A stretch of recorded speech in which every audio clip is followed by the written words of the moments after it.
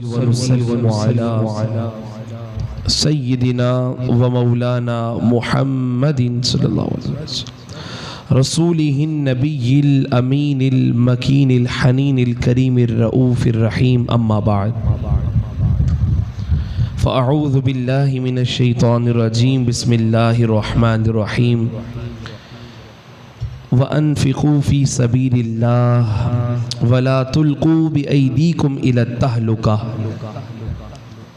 सदक़ल्लाहु मौलाना अज़ीम व सदक़ रसूलुहुन नबियुल करीमुल अमीन इन्नल्लाह व मलाइकतहु युसल्लूना अलन नबी या अय्युहल्लज़ीना आमनू सल्लू अलैहि व सल्लिमू तस्लीमा।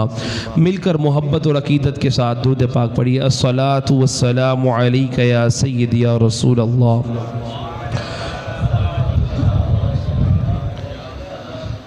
अस्सलातु वस्सलामु अलैका या नबी अल्लाह व अला आलिका व अस्हाबिका या सय्यदी या खातमन नबिय्यीन।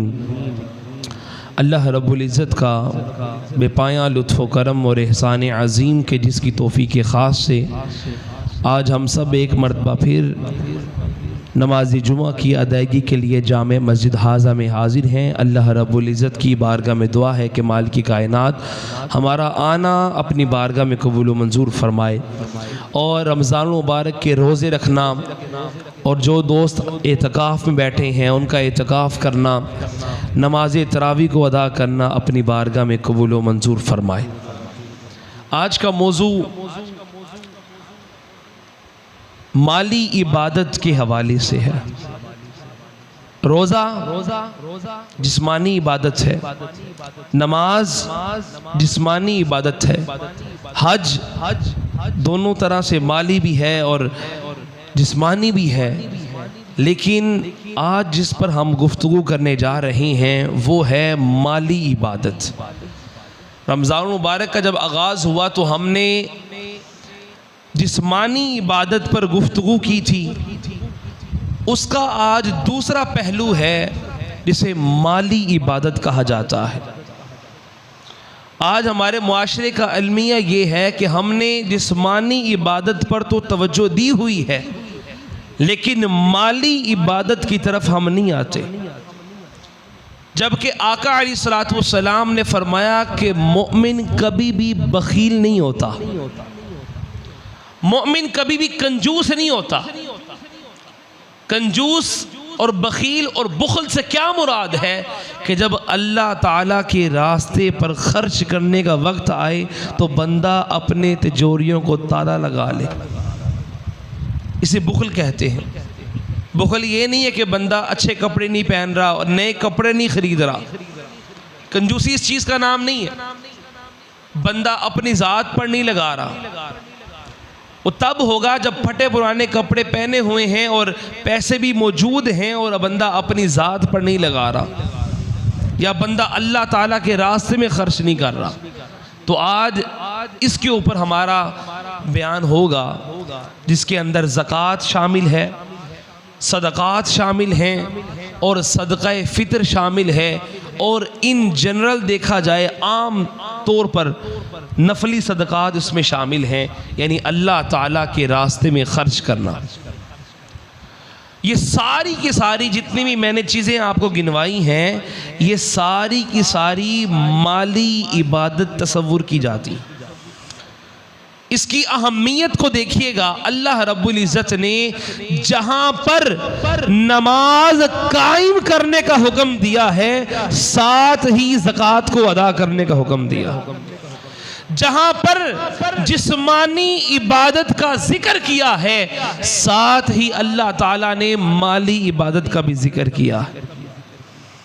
अल्लाह रब्बुल इज़्ज़त ने तकरीबन 28 मकामात ऐसे हैं जहाँ पर खालिसतन अल्लाह ताला ने अपने रास्ते में खर्च करने का हुक्म दिया। 32 मकामात ऐसे हैं जहाँ पर अकीमुस्सलाह फरमाया तो साथ ही वआतुज़्ज़का भी इरशाद फरमाया। जहाँ पर नमाज को रखा वहाँ पर ज़कात को रखा, जहाँ पर माली इबादत को रखा वहाँ पर जिस्मानी इबादत को भी रखा। तो पता ये चला ये दोनों चीज़ों की अल्लाह रब्बुल इज़्ज़त की बारगाह में बराबर की अहमियत है। बंदा एक को कायम कर ले और एक को छोड़ ले, बंदा मुकम्मल ईमान वाला नहीं बनता। बंदे की इबादत मुकम्मल नहीं होती जब तक बंदा दोनों पर अमल ना कर ले। आज हमने एक चीज़ को तो पकड़ लिया है और दूसरी चीज़ को छोड़ दिया। जिस्मानी इबादत की तरफ तो भागते हैं, लेकिन कभी हमने सोचा कि हमने माली इबादत भी करनी है। अब ये माली इबादत क्या है और इसकी अहमियत कितनी है? माली इबादत दो तरह की है।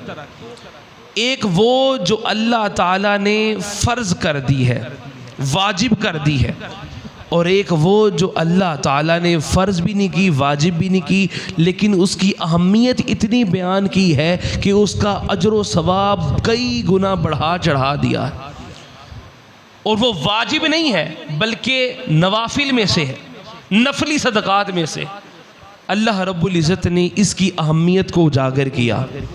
फरमाया व अनफ़िक़ू फ़ी सबीलिल्लाह, अल्लाह के रास्ते में खर्च करो।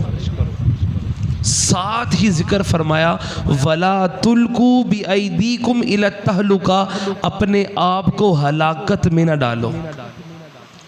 अब सवाल ये पैदा होता है, ए मालिक कायनात, बात तो खर्च करने की हो रही थी कि तुम अल्लाह ताला के रास्ते में खर्च करो, लेकिन बीच में ये हलाकत का जिक्र कहाँ से आ गया कि अपने आप को हलाकत में नहीं डालना, अपने आप को बर्बादी की तरफ नहीं धकेलना।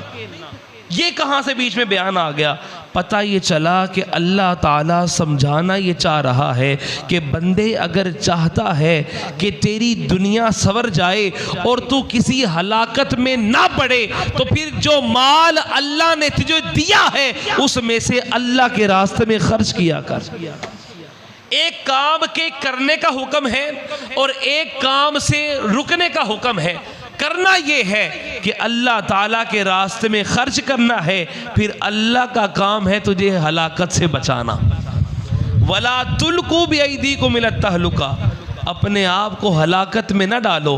पता ये चला जो बंदा कहता है मेरा माल मेरा माल और ख़जाने समेटता चला जाता है और अल्लाह के रास्ते में खर्च नहीं करता, पता ये चला कि वो अपने आप को हलाकत में डाल रहा है।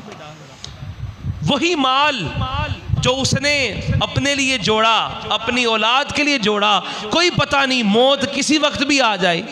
जब मौत आ गई वो बंदा अपने ऊपर तो खर्चे जैसे रहा, वो जब मौत आ गई जो माल उसने अपने लिए जोड़ कर रखा है, जैसे ही मौत आनी है वो माल उसके काम नहीं आना, वो माल उसके काम नहीं आना। अल्लाह ताला ने इसी बात को कुरान की सूरतुल मुनाफिकून के अंदर इरशाद फरमाया व अनफिकू मिम्मा रज़क़नाकुम मिन क़ब्लि अन यातिया अहदकुमुल मौत, अल्लाह ताला के रास्ते में खर्च करो जो अल्लाह ताला ने तुम्हें रिज़्क़ दिया है उसमें से, इससे पहले कि तुम्हें मौत आ जाए। अल्लाहु अकबर।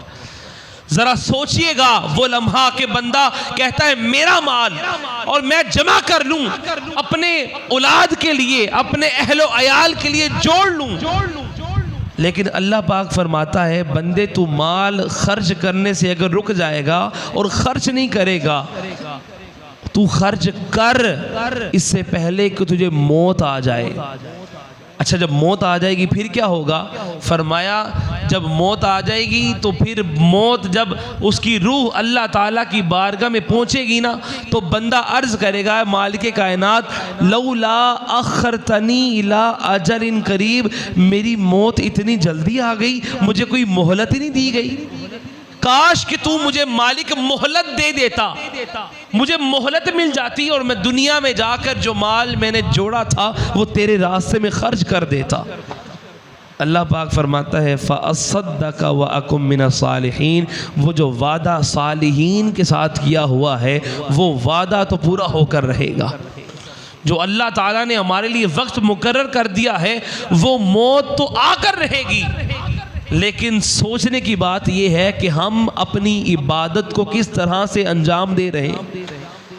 जिस्म के ऊपर फोकस किया हो, जिस्मानी इबादत के ऊपर, और माली इबादत के साथ हमारा ताल्लुक ही कोई नहीं और हमने छोड़ दिया हुआ है उस चीज़ को। अब आइए पहले ज़कात को देखते हैं। ज़कात का लुग़वी माना होता है पाक करना या पाक होना, एक ये माना है। दूसरा माना है बढ़ना, इजाफा होना। ज़कात के ये दो माने हैं।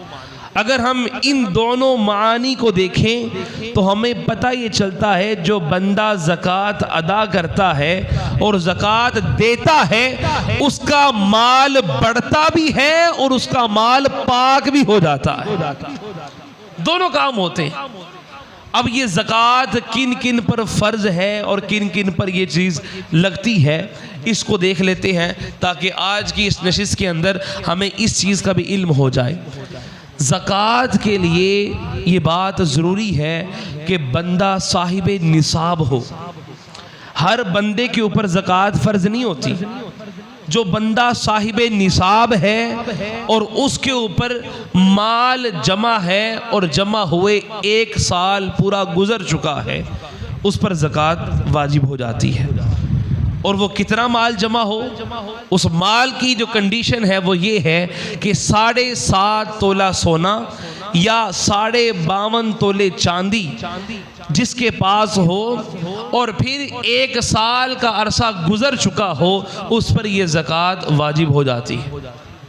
और लोगों ने क्या किया है, इसको रमज़ान के साथ ख़ास कर लिया है। रमज़ान आएगा तो ज़कात देंगे।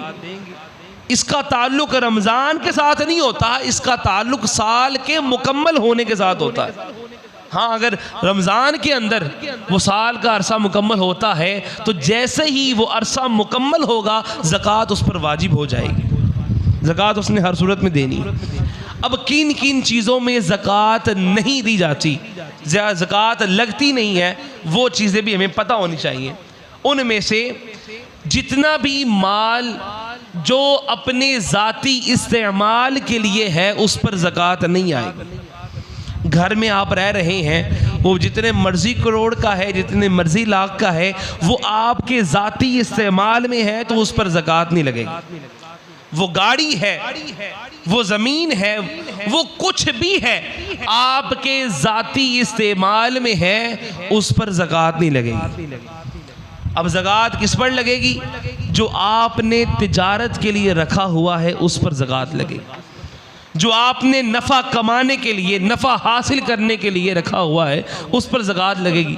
वो अगर घर है, अगर घर किराए पर दिया हुआ है तो जितना किराया आ रहा है उसको आपने देख लेना है, साल गुजर जाए और फिर उस पर साहिब निसाब की अगर कंडीशन लगती होंगी तो ज़कात वाजिब हो जाएगी। वो गाड़ी है, वो प्लाट ही क्यों नहीं हो, प्लाट भी अगर रखा हुआ है, नीयत ये है कि इसको बेचकर नफ़ा हासिल करूँगा, उस पर भी ज़कात होगी। तो ये वो चीज़ें हैं जो ज़कात वाजिब करार दे देती हैं।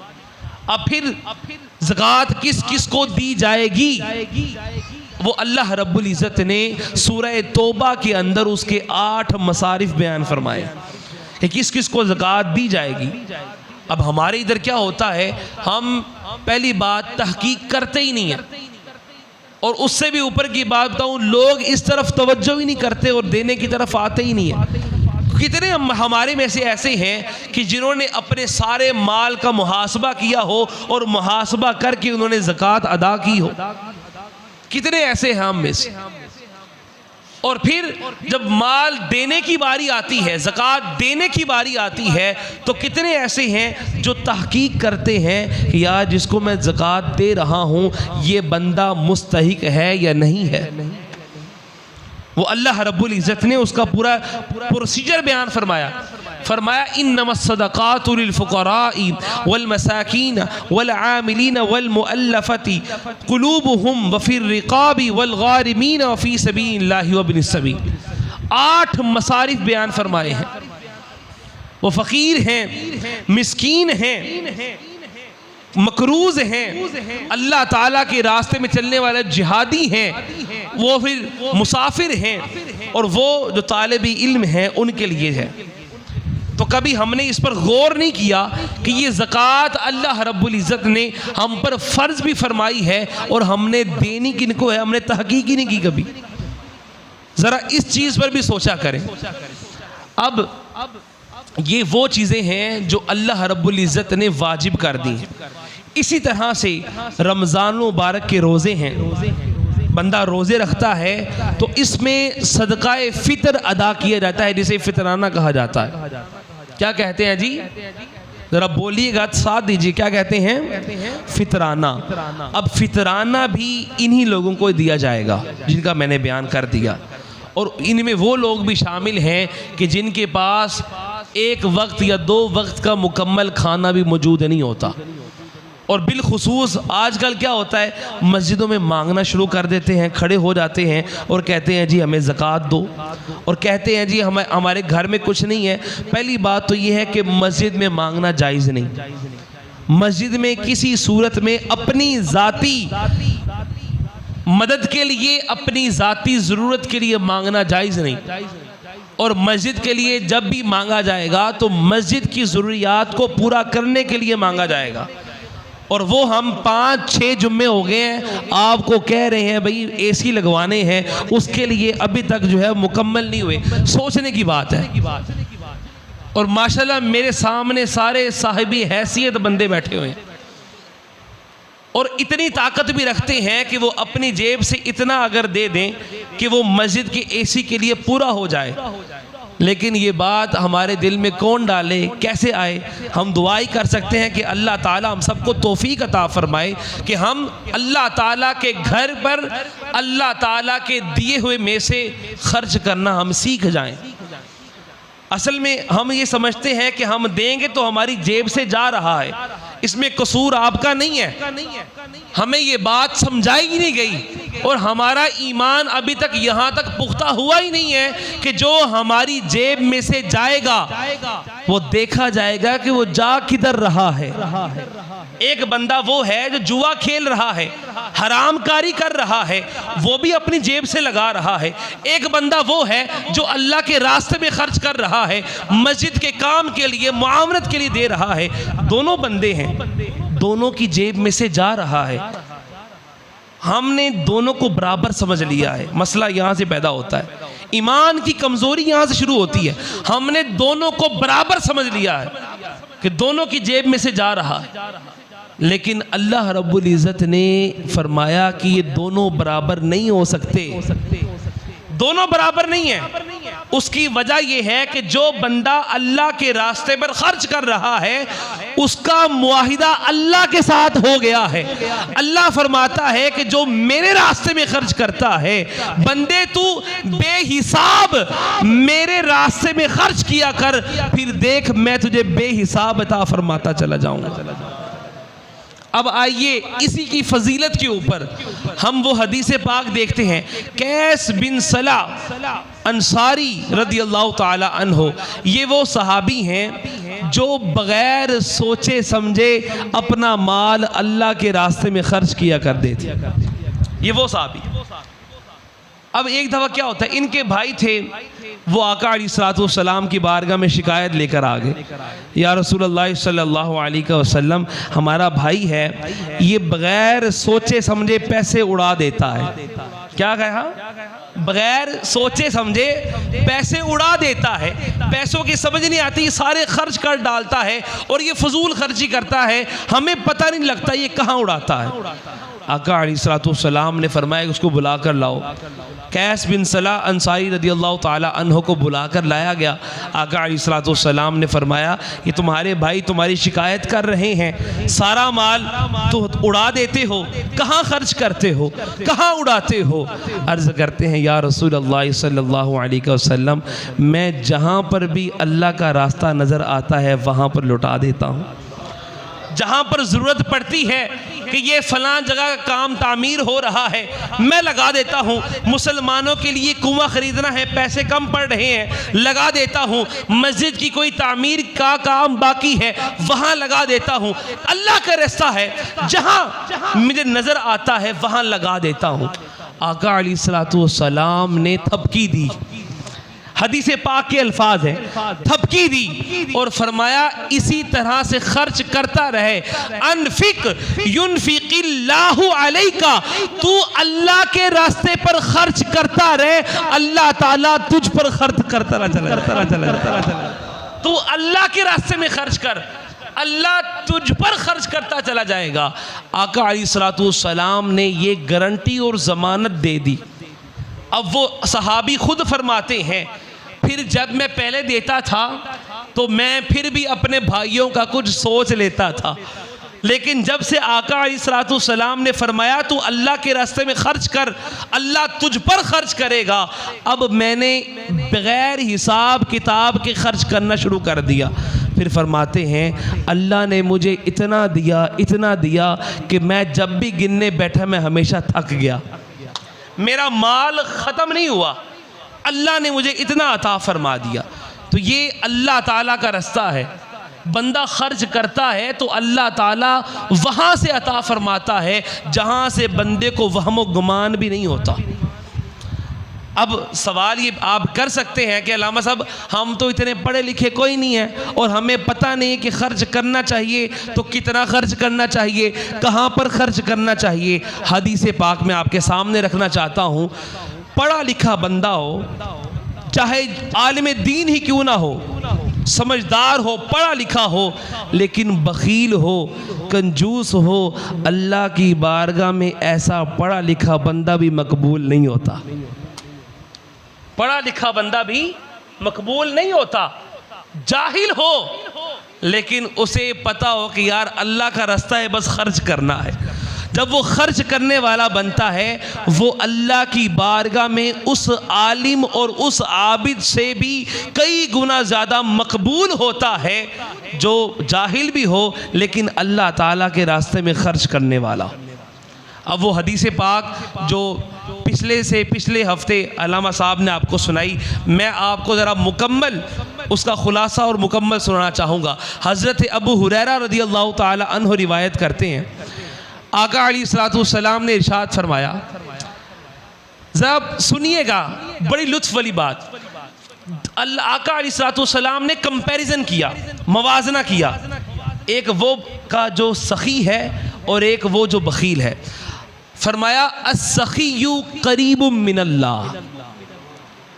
अरे एक आवाज़ आई है सुभान अल्लाह दी बस।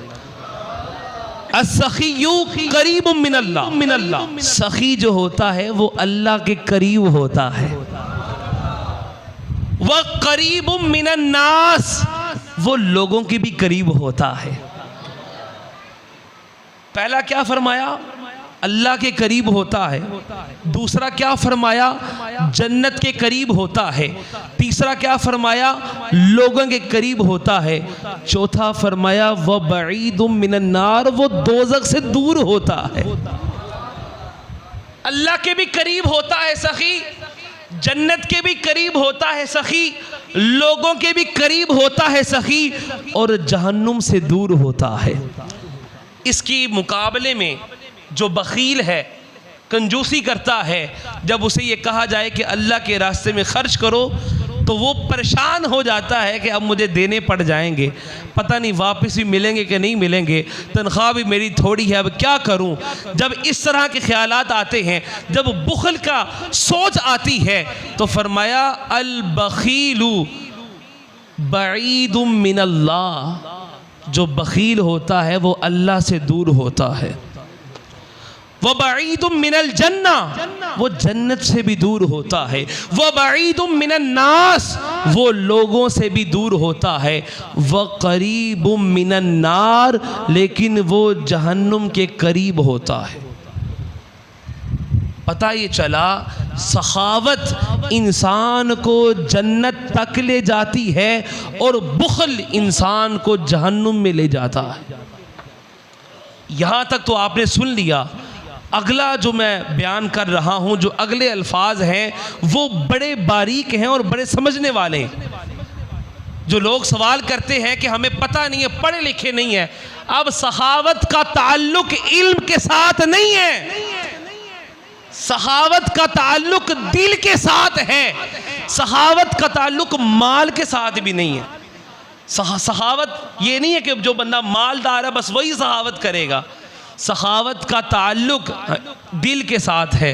बंदा दिल का अमीर होता है जब दिल के अंदर वुसात आ जाए, दिल अमीर हो जाए, वो जितना माल भी हो वो परवाह नहीं करते, वो अल्लाह ताला के रास्ते में खर्च करते क्योंकि उनको ये यकीन होता है कि जिस बारगाह की तरफ दे रहे हैं ना वो बारगाह किसी की मोहताज नहीं है, सब उसी के मोहताज हैं।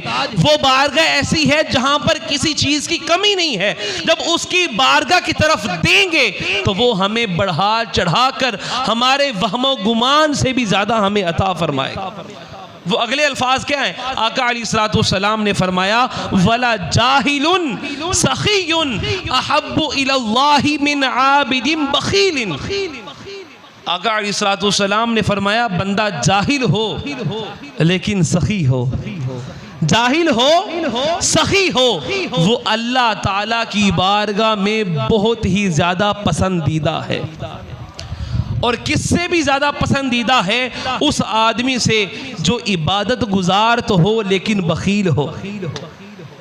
इबादत भी करता है लेकिन बुखल भी करता है, तो वो इतना पसंदीदा अल्लाह की बारगाह में नहीं होता जितना वो बंदा जो पढ़ा लिखा तो नहीं है, जाहिल ही है लेकिन अल्लाह ताला के रास्ते में खर्च करता है।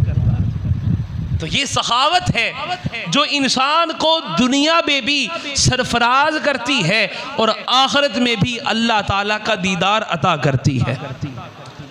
अब चूंकि वक्त मेरे पास बड़ा कम है, आखिरी रिवायत और आखिरी हदीस सुनाऊंगा। जो खर्च नहीं करते माल होने के बावजूद उन्हें अपने ईमान की फिक्र करनी चाहिए। ज़रा घर जाकर मौका मिले तो इस आयत का तफसीर और शान नुज़ूल पढ़िएगा। अल्लाह रब्बुल इज़्ज़त ने इरशाद फरमाया वमिनहुम मन आहदल्लाह लइन आताना मिन फज़लिही लनसद्दक़न्ना वलनकूनन्ना मिनस्सालिहीन। ये आयत का शान नुज़ूल सालबा बिन अबी हातिब, ये शख्स था आका अलैहिस्सलातु वस्सलाम की बारगाह में हाजिर हुआ और अर्ज़ की ताजदार कायनात सल्लल्लाहु अलैहि वसल्लम, आप वो हैं कि जो दुआ फरमा दे अल्लाह कबूल फरमा लेता है। ज़रा मिलकर कह दे सुभान अल्लाह।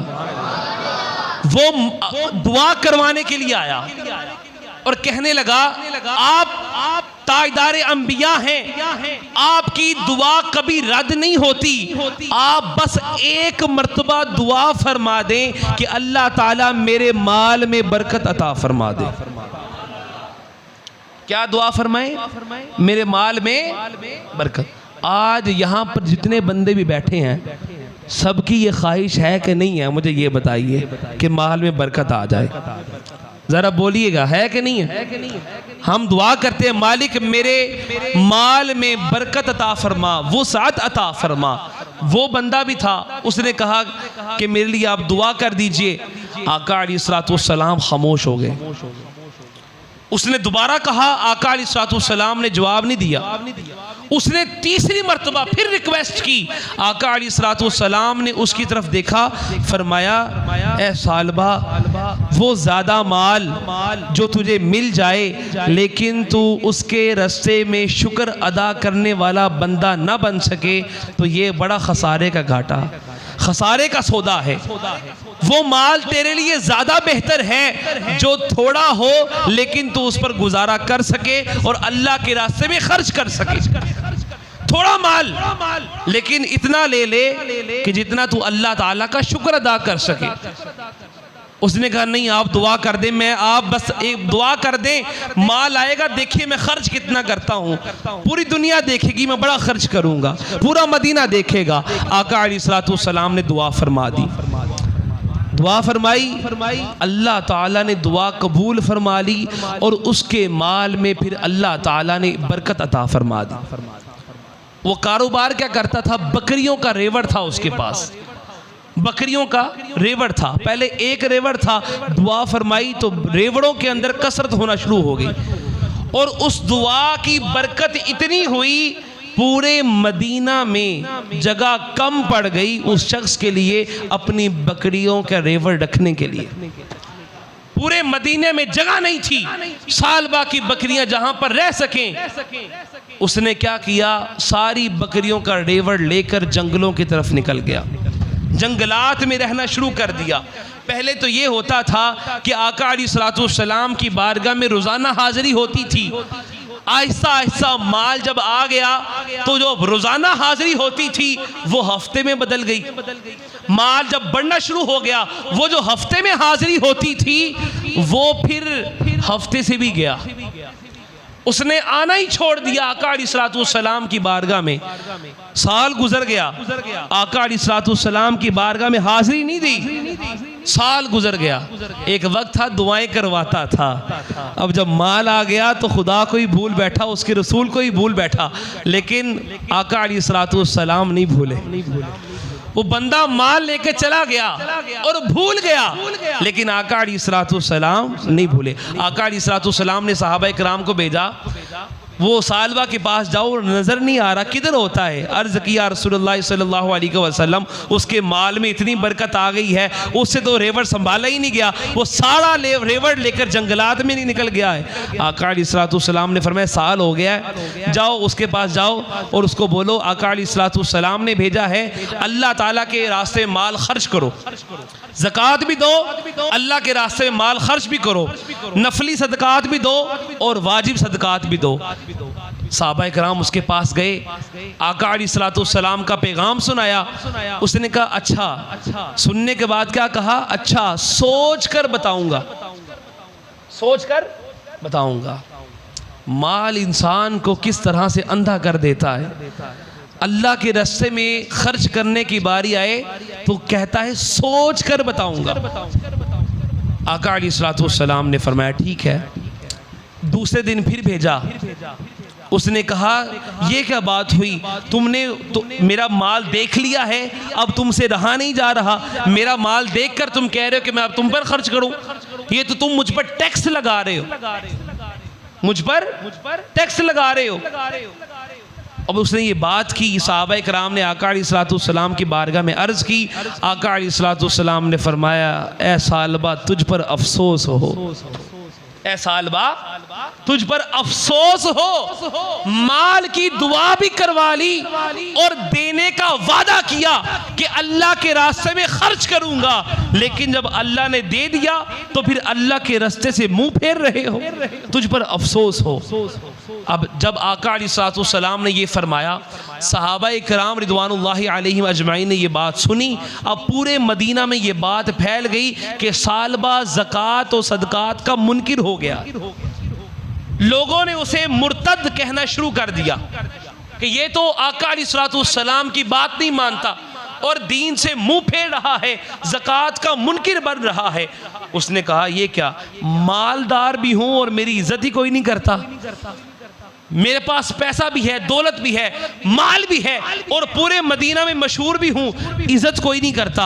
अपनी इज्जत बचाने की खातिर कुछ बकरियां ली, आका अलैहिस्सलाम की बारगाह में हाजिर हुआ, अर्ज़ की या रसूलल्लाह सल्लल्लाहु अलैहि वसल्लम वो जो आपने माल मांगा था मैं लेकर आ गया हूँ। आका अलैहिस्सलाम ने उसकी तरफ देखा भी नहीं और मुंह फेर लिया। पहले वक्त दिया था, तेरे पास लोग भेजे थे, वो खुद चलकर तेरे पास आए थे, तूने ये कहकर रद्द कर दिया कि मुझ पर टैक्स लगा रहे हो, सोच कर बताऊंगा। अब अपनी इज्जत बचाने की खातिर आ गए। आका अलैहिस्सलाम ने मुंह फेर लिया, कबूल नहीं फरमाया। उसका जो सदका देना है, उसका जो ज़कात देना है, उसका जो अल्लाह के रास्ते में खर्च करना है, आका अलैहिस्सलाम ने कबूल नहीं फरमाया। आका अलैहिस्सलाम का ज़ाहिरी विसाल हो जाता है। हज़रत अबू बकर सिद्दीक़ रज़ियल्लाहु ताला अन्हु का दौरे मुबारक आता है। ज़कात इकट्ठी की जाती है और उन लोगों के खिलाफ जिहाद किया जाता है जो ज़कात के मुनकिर थे। जिहाद किया जाता है ज़कात के मुनकरों के खिलाफ, लेकिन वो शख्स खुद चलकर आता है अपना माल देने के लिए। हज़रत अबू बकर सिद्दीक़ रज़ियल्लाहु ताला अन्हु फरमाते हैं कि जिस शख्स का माल आका अलैहिस्सलाम ने रद्द कर दिया हो, उस शख्स का माल अबू बकर कैसे कबूल कर सकता है। आका ने खुद रद्द किया हो, और जो आका की बारगाह से दुत्कार दिया गया हो, कबूल नहीं किया जाता अमाल। हज़रत उमर फ़ारूक रज़ी अल्लाह ताला अन्हु का दौर मुबारक आता है, कबूल नहीं किया जाता। हत्ता के हज़रत उस्मान गनी रज़ी अल्लाह ताला अन्हु का दौर आता है, वो शख्स इसी हालत में हलाक हो जाता है, इसी हालत में हलाक हो जाता है। ऐसे बंदे को माफ़ी की तौफीक भी नहीं मिली, इसलिए कि उसके दिल में मुनाफ़क़त थी और बुख़ल था। ये मुनाफ़क़त उसको जहन्नुम की तरफ लेकर चली गई। अल्लाह रब्बुल इज़्ज़त ने आयत नाजिल फरमा दी, फरमाया वमिनहुम मन आहदल्लाह, और उनमें से वो लोग कि जिन्होंने अल्लाह ताला के साथ वादा किया था कि मालिक अगर तू अपने फजल में से हमें अता फरमाएगा हम तेरे रास्ते में खर्च करने वाले हो जाएंगे। फलम्मा आताहुम मिन फज़लिही, जब अल्लाह पाक फरमाता है जब हमने उनको अपनी फजल और अपनी जनाब से अता किया, बखिलू बिही वतवल्लौ वहुम मुअरिदून, उन्होंने मुंह फेर लिया और बुखल करना शुरू कर दिया। आज हमें इस गुफ्तगू के अंदर, इस मौजू के अंदर हमें अपने गिरेबानों पर झांकने की ज़रूरत है। क्या हमारे अंदर वो बुखल की कैफियत है या नहीं है? हमारे अंदर सखावत है तो कितनी है? जब अल्लाह के रास्ते में खर्च करने के लिए बुलाया जाए, हम अपने आप को तंगी वाला समझते हैं या फराख दिली वाला समझते हैं? ये आज हमें सोचने की ज़रूरत है। आका अलैहिस्सलाम बेचैन होया जाया करते थे जब ये पता चलता था कि आज घर में सोने का कोई टुकड़ा पड़ा हुआ है। आका अलैहिस्सलाम, रिवायात के अंदर आता है, चूँकि वक्त नहीं बचा अभी, आप जल्दी से मगरिब की नमाज अदा फरमा के, इमामत में हैं, मुसल्ला इमामत पे हैं, जल्दी जल्दी नमाज अदा की है। सहाबा परेशान हो गए, क्या वजह है कि आका अलैहिस्सलाम आज मामूल से हटकर जल्दी नमाज अदा फरमा रहे हैं। आका सलाम फेर कर फ़ौरन जाते हैं, वो घर में सोने का कोई टुकड़ा पड़ा होता है, वो अल्लाह के रास्ते में खर्च करके आते हैं और ख़र्च करने के बाद दोबारा मस्जिद में आते हैं। सहाबा पूछते हैं, या रसूलुल्लाह सल्लल्लाहु अलैहि वसल्लम, आज इतनी जल्दी नमाज अदा फरमा ली? आका ने फरमाया, मुझे ख्याल आया कि मेरे घर में सोने का टुकड़ा पड़ा हुआ है, तो मेरा दिल बेचैन हो गया कि कहीं वो ऐसा पड़ा ही न रह जाए, तो इसलिए मैंने जल्दी ये चाही कि नमाज जल्दी ख़त्म करके मैं वो अल्लाह ताला के रास्ते में ख़र्च करूँ। आका अलैहिस्सलाम अपनी अज़वाज को, हमारी माँ को ये दर्स देते हैं कि तुम में से क़यामत के दिन सबसे पहले वही मुझसे आकर मिलेगी जिसके हाथ लंबे होंगे। और वो सहाबियात, उम्महातुल मुमिनीन, अज़वाज मुतहरात, वो एक दूसरे का हाथ नापना शुरू कर देती हैं कि किसके हाथ लंबे हैं, किसके हाथ छोटे हैं। आका अलैहिस्सलाम ने फरमाया, हाथ ना नापो, ये देखो कि अल्लाह के रास्ते में कौन कितना खर्च कर रही। जो जितना ज़्यादा खर्च कर रही है समझो बड़े लंबे हाथों वाली है, और क़यामत के दिन सबसे पहले वही मुझसे आकर मुलाकात करेगी। और वो हज़रत ज़ैनब बिनते जहश रज़ी अल्लाह ताला अन्हा थी। अल्लाह रब्बुल इज़्ज़त की बारगाह में दुआ है कि मालिक कायनात हम सब को फ़राख दिली के साथ, वुसअत क़ल्बी के साथ अल्लाह ताला के रास्ते में ख़र्च करने की तौफ़ीक़ अता फ़रमाए।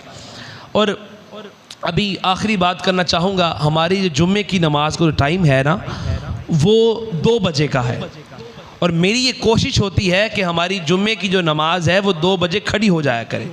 बाज़ अहबाब, उनसे मैं गुजारिश करूँगा कि जिस तरह से उनके दिल में ये ख़्याल आता है ना कि अल्लामा साहब लेट कर देते हैं और 2 बजे से ऊपर टाइम ले जाते हैं, उनको ये भी ख्याल आना चाहिए अल्लामा साहब का ख़िताब 1 बजे शुरू हो जाता है, तो उनको चाहिए कि वो 1 बजे ज़रा मस्जिद में भी तशरीफ़ ले आया करें। पूरे दिन होते हैं कमाने के लिए, खर्च करने के लिए, आखिरी दिन जो होता है वो हमारे पास जुम्मे का बचता है, और इसी के अंदर ये मौका होता है कि हम कुछ सीख कर जाएं। अगर इसी सीखने के मौके के अंदर ही हमने आना है उस टाइम में जहाँ पर नमाज खड़ी होने वाली है, तो हमने फिर क्या सीखा और क्या दीन को समझा।